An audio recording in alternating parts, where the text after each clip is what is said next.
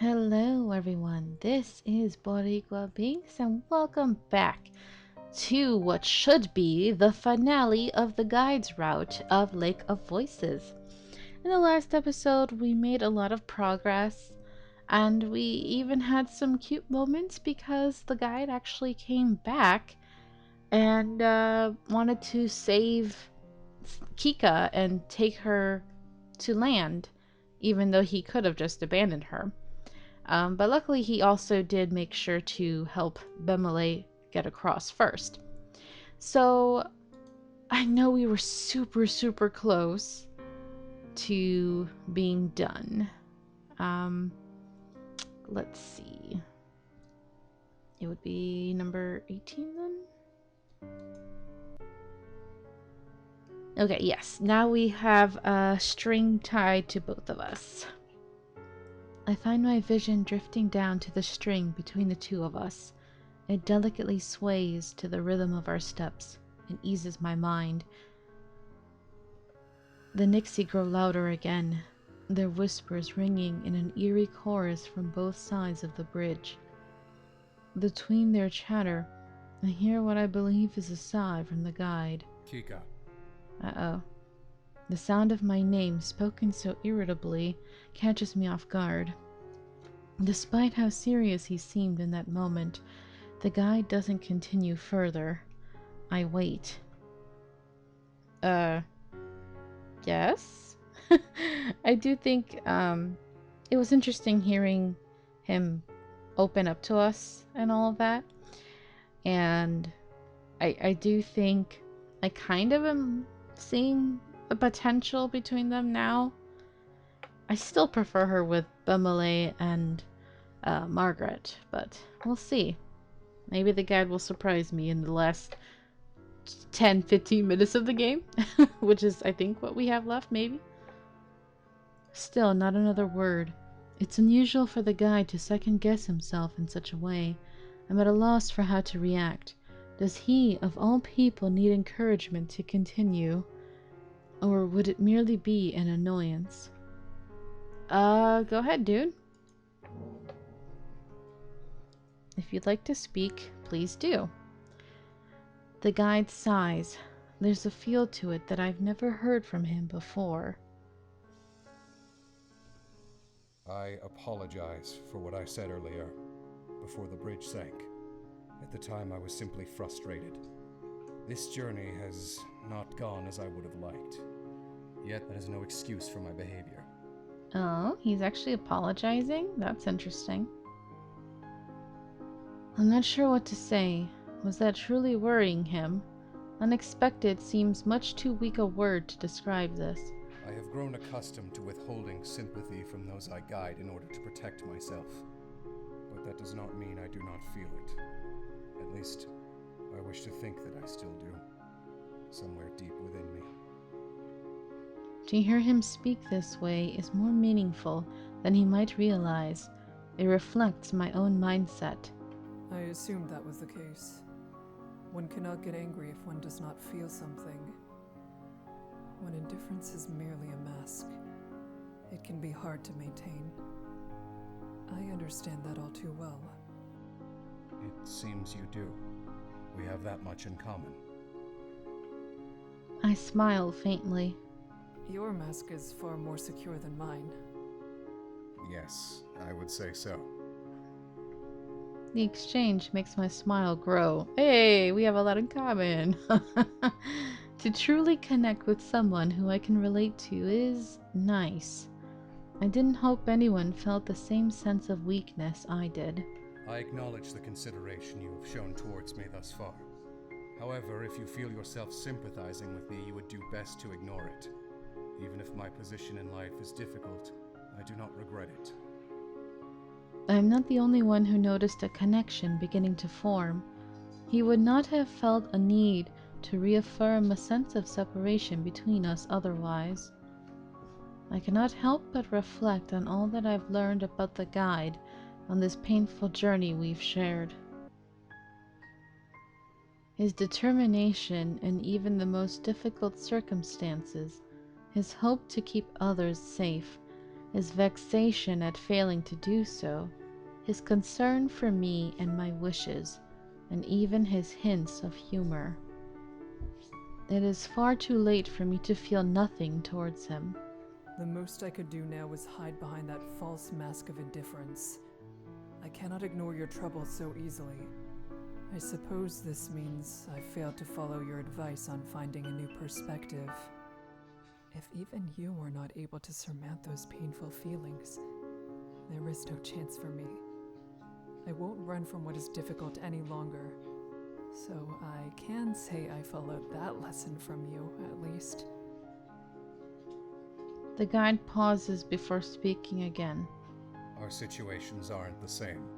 You face your challenge willingly. I have no choice. In some ways, life is its own maze. There are so many directions ahead with no way of knowing where they will take you. But it is not that way for me. There is only this one path. I cannot go back. I cannot take another way. And I cannot stop. Interesting. Because that is true, I will continue to walk forward on my solitary bridge until the day I die here on this lake. I wonder if those who pass find peace at the end after all. I hope they do, for my own sake. His voice remains strong, but it does not hide the sadness and loneliness from me.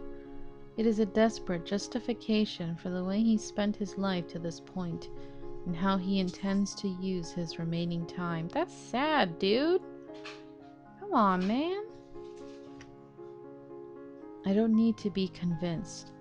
He should not need to tell himself such words either. You would make a very fine guard, and in your own way you are.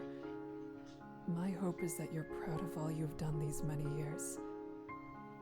You deserve to be. Thank you. His voice is soft, but I hear him fine through the silence. In this moment, it feels as though there is only us. You're welcome. There are no more words between us, and we continue on. Occasionally, I catch sight of a prowler down another pathway. That is the closest to danger we come. Hey, we getting a happy ending? Light begins to filter through the darkness, illuminating the fog. We're going to run. We can still make it. Okay, run!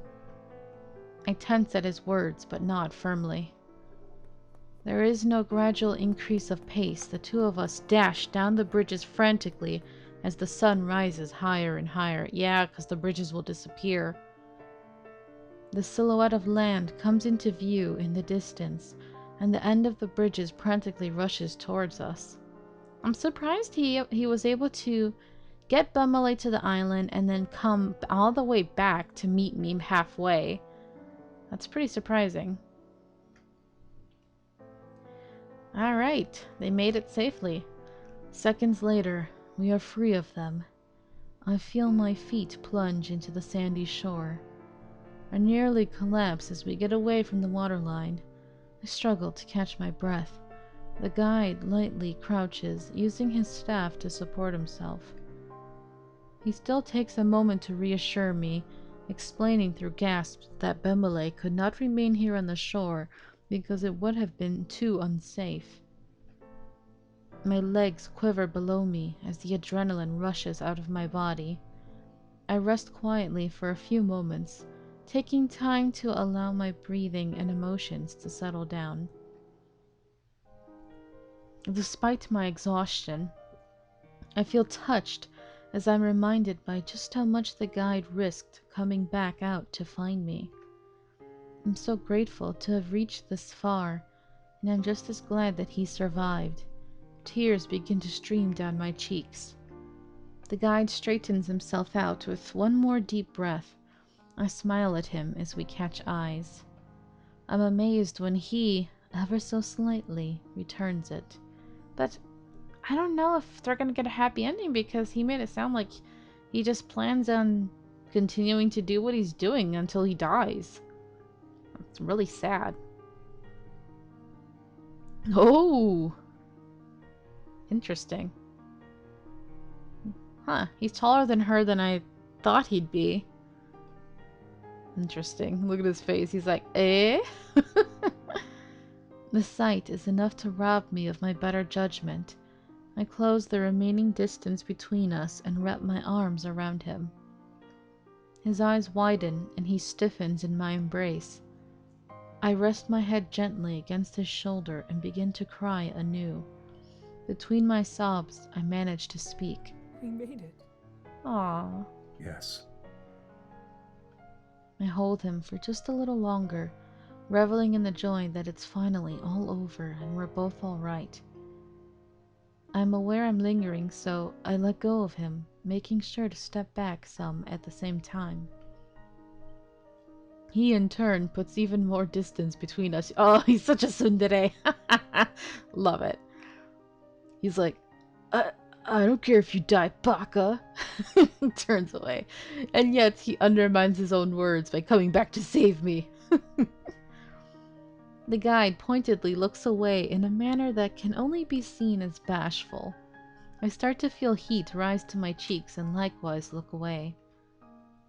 I survey our surroundings instead. My thoughts slowly begin to format themselves properly.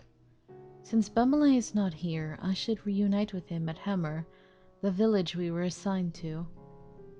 Inevitably, my mind also drifts to those who did not make it here, the ones that no one will ever be able to see again.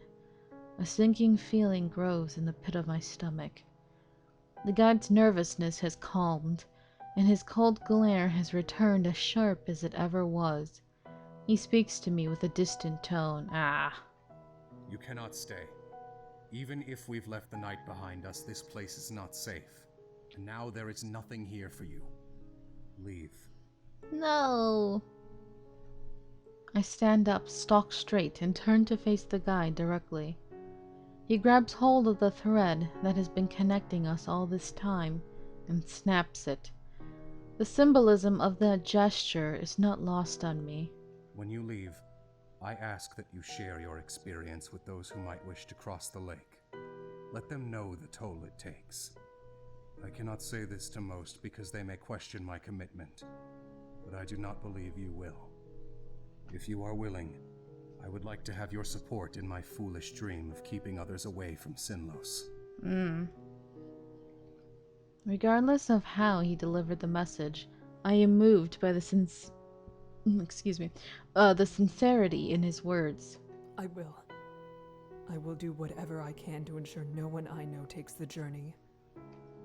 He gives me the barest hint of a smile. I'm acutely aware of the terrible circumstances surrounding this experience. It drags my spirit down again. Still, if the guy can smile and thank me, then I should at least reciprocate. He turns his gaze downwards, the faint smile having not yet faded. I hope that his goal will be achieved one day. I teeter in place uncomfortably. Finally, I steel myself and take a breath to force my words out. I'd like to see you again. One day. Ooh, you bold girl. You can't. Ah. His response is immediate and severe. That reaction doesn't surprise me, nor does it put any kind of damper on my determination. I won't attempt to cross the bridges. I will only come to meet you.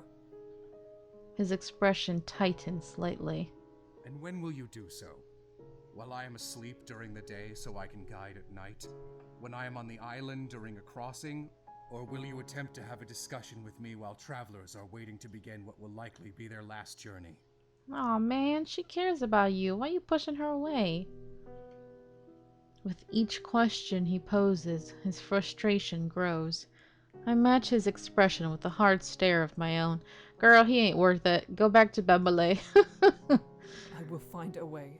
Kika, no. There is no way. You have to move on. Life does not exist as long as you remain in Sinlos. It is a purgatory residing on the edge of death. Then what about you? You deserve a life of your own, same as anyone else. I don't understand. She has a point, though. He merely shakes his head. It is too late. The dead cannot be revived. Oh? The dead cannot be revived. As if to illustrate his own point, the light drains from his face and it becomes an image of emptiness. He's basically saying he's dead inside then. Leave this place and never come back. Please. I curl my fingers into tight fists. He only wants to do what he believes is best, what's necessary, but still. I cannot accept that. Ooh, you gonna fight him. He's furious for the briefest moment. Then the anger melts away, and he sighs sorrowfully as he presses his forehead against his staff. The guide's eyes slip closed, and he seems to be at a loss for what to do.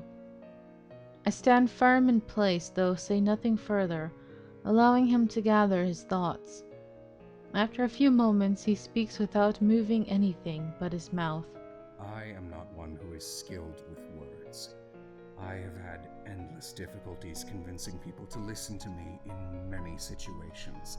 However, you have seen for yourself what Sinlos is. Why won't you leave?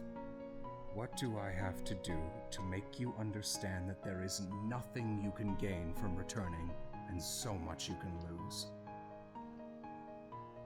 His voice is steady and level, yet I sense desperation driving it. There is something. You're here. I've come to know you during this journey, and I cannot simply leave you behind. Enough has been lost already. Aw, Kika, you're so kind. She really is the best character. His eyes flick open, settling on my face. His expression is unreadable. Silently, the guide stands upright. He turns his back to me and walks onto the bridges. Wait! Uh-oh. I step in front of the bridges warily. Where did such incredible recklessness come from? I can't fathom what he's possibly thinking. I squint my eyes, trying to see into the fog. I thought the bridge is lower during the day? This is madness, but if it was a certain death, he would not have done it. I choose to believe in his abilities and hastily run into the bridges after the guide. We've come too far for me to let go this way. Whoa, girl, you desperate. No, I mean, that's a little crazy though. Why are the bridges still up? He doesn't venture very far into the maze. He's already stopped and moved to face me as I rush up towards him. The sun has almost risen. The bridges will sink any moment. We need to return to the shore. It's terrifying, isn't it? This lake and these bridges. You wouldn't deny that, would you? Okay. I purse my lips together. It isn't possible to guess where this is going yet, but I can deduce the result he's aiming for. Still, I have to answer honestly. No. I can admit that being on these bridges near the lake like this is frightening. I also am aware that those fears are grounded in a real threat. Neither of those are enough to make me forsake you. Aw, Kika. You already have. Oh? I look at him, baffled. Sinlos is what created me. Who you see would not exist without this lake. I am reflected in it. Okay, so are we finally getting an explanation of what you are, then? If you're not, like, because the fact he knows the way, I mean, he had an explanation, but I think he is kind of magical, right? I don't know. That's what it sounds like. On the surface, we are cold and unsettle those around us. If you peer any closer, you will only find darkness and ugliness. You have to leave before you are lost to our heartless depths forever. Do you understand? Eh? I don't want to hear any more from you. I can't stand listening to it. I bite back sudden, violent tears. He shouldn't have to do this. Girl, just take a hint and leave. He's not worth it.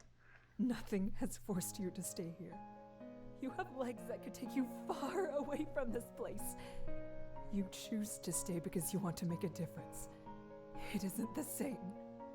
I know that you will never allow yourself to leave no matter the circumstances. Not after everything you have sacrificed. But why does that mean you have to be alone? I can't see that as the only way. Dang, girl, she really fell for him quickly, huh?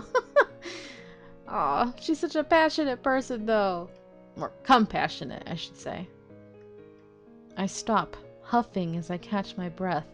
His only reaction is looking at me with a listless expression, vacant as the fog. Go back to the shore. This is definitely different than the other routes, because normally once we get to land, that's pretty much it, you know? But this is still going, like, okay. I won't. Not unless you come with me. You understand these bridges far better than I. If it is safe enough for you to stand there, then it is safe enough for me as well. She's so stubborn. His annoyance with me is clear. He's practically rolling his eyes. He's like, girl, take a hint. I much prefer this to how he was only moments before. Can't you understand that I do not want you here? I wish to have no connection with the world I am separated from. My path is narrow, dangerously so. You're not aware of the weight your intrusion would truly have. But I can assure you, it will only cause us both to suffer unnecessarily. I've said that I will do what it takes. We can fix what goes wrong or find a way to counteract it. His reply is scoffing, almost a laugh at how ridiculous the statement sounds to him. There is no solution, only consequences. Any strength of yours is meaningless if I am weak, and I am much too weak. If I allowed you into my life, I could not properly act as the guide any longer. It would be the end of everything I've done. His words claw against my skin, painfully urging me to just stop this, yet I cannot. Man, she's stubborn. His life has been traumatizing. He's been alone all this time, and now remaining lost seems easier than reaching out to another person. Aww. She's like, I'm fighting for your soul. That's pretty much what's happening, right? For his future. It would be shameful if I abandoned him because it may make my life simpler. Then I will shoulder the consequences for the both of us. You do not have to fear. He stares at me with what I can only assume is disbelief. So, this is what matters to you? My face softens a bit. I don't want to give in. Why? It is a simple question. He has every right to ask it. I still wish he hadn't.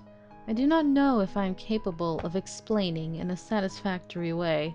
Because I'm sure it must be possible so long as I'm willing to try. And because you should not have to forego happiness. And because I care about you. As much as I wish not to, I have to look away when I make my declaration. Aww. I understand that Sinlos has done much to shape you into the man you are today. What I cannot believe is that it is everything. In the same way you have a name all your own that you keep hidden, I know you are more than the guide. Tentatively, I look up at his face. He is far closer to me now.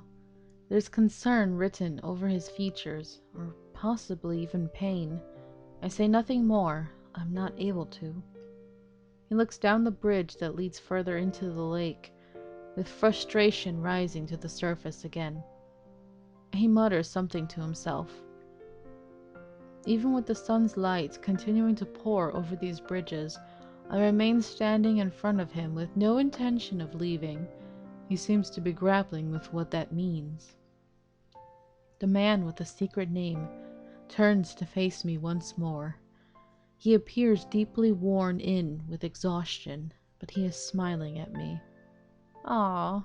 I can't see why you would make such a choice, but I accept it.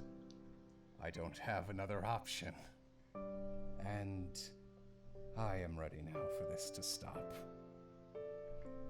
Cautiously, he reaches his free hand towards me. He places it over my hand, holding it. Hey, I think we got a good ending with him. Yay, compared to the one with Lou. I wince in shock from what is happening. Despite my confusion, I don't move to push him away. I want this behavior. I want him to realize it is okay to reach out to me. Oh, he came closer. Seeing that I haven't rejected his touch, he tugs me in a little closer to him. Ooh. I am glad you shared your uncensored thoughts with me. You are admirable in many ways. I try not to look as bewildered as I feel, my heart racing for far different reasons than usual. It becomes even harder to articulate words. You are admirable as well. He lightly chuckles. My heart lifts, elated to hear him laugh. I feel a reality where he smiles more often could come to be. But as quickly as I can think, his expression shifts to dark. I intend to ask why, but I am interrupted by him wrapping his staff hand around my back. Softly, he rests his forehead on mine. Ooh! I freeze at the sudden intimacy. I suppose it is only fair, considering what I did previously. Slowly but surely, I find myself relaxing into his embrace. My eyes close with his. You should get off the bridges now. I'm tired. This has been a long journey. We can rest. Yes, we can. Okay. Suddenly, the world is tilting forwards. Oh no, the bridges! I snap my eyes open. The guide is falling backwards towards the edge. He smiles, keeping his firm embrace of my torso. My mind races wildly, madly, hopelessly as I try to do anything to stop our descent, but we're a second above the water. Wait, what? It looks almost like he's doing it on purpose? What the? We crash through the surface of the lake, our bodies nothing but two dead weights locked together. I try desperately to at least get a breath, but we plummet down faster than I can handle, leaving me choking on thick water. It presses in from every possible side, weakening me as we sink down, down. Is that what he meant by he's tired? He just wants to commit suicide and kill her with him? It grows darker as we descend further into the lake. My throat and chest burn so horribly I think I'm on fire from the inside. I can feel the water around us begin to move, squirming and slippery. The Nixie must have noticed our presence. Everything is a mess of shadows and blackness, but faintly, through the thick water and blurring vision, I see pale, bright spots up against me. It's the guide. His figure in the water is the very last thing I see, as I feel a force pulling me. One more thought floats through my waterlogged mind as his form is taken further away. I was wrong. I never truly understood how he felt. Not for one moment. He just murdered us! Complete darkness envelops all my senses. What the? Achievement unlocked empty. What the heck? Creepiest ending ever? What the hell? Excuse me? What the heck? What kind of ending was that, guide? I thought we had a happy ending, but no. Oh my god, I knew his would be different, but whoa. This is what happens when Kika's nice and refuses to leave him alone. Girl, you should have left. Oh no. That was crazy. Okay, well, that's it, you guys. That's it for the guide. Holy crap. Actually, I got a comment from the creator of this game, the developer GB Patch, which was awesome, that they took the time to comment and that they noticed me. I was like, wow, that's so cool. But anyway, they told me that there is more to Lou's route. especially if I want answers. And after what I just saw right now, heck yeah, I want more answers.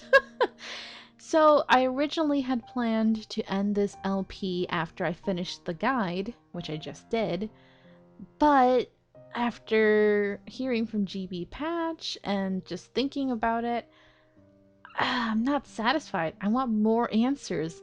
So I'm definitely going to be continuing this LP until I get at least to the end of Lou's alternate route, his better route, I think. And I might have to consult a walkthrough because apparently it's very complicated and difficult to figure it out. And I wish I had more time to, mess around and figure it out myself, but I don't really because of my work schedule. So, next episode, we will be getting back to Lou and hopefully we will see the differences once we make different choices with him. And what the heck with the guide? Seriously, whoa! Alrighty, anyway, thank you so much for watching. I hope you're enjoying this, and until next time, have a nice day. Bye-bye! Thanks for watching. If you enjoyed this video, please leave a like and subscribe if you haven't already. And also make sure to ring the bell for notifications for new episodes. You can follow me on Twitch, where I stream every week, and also follow me on Twitter for updates. Until next time, have a nice day. Adios!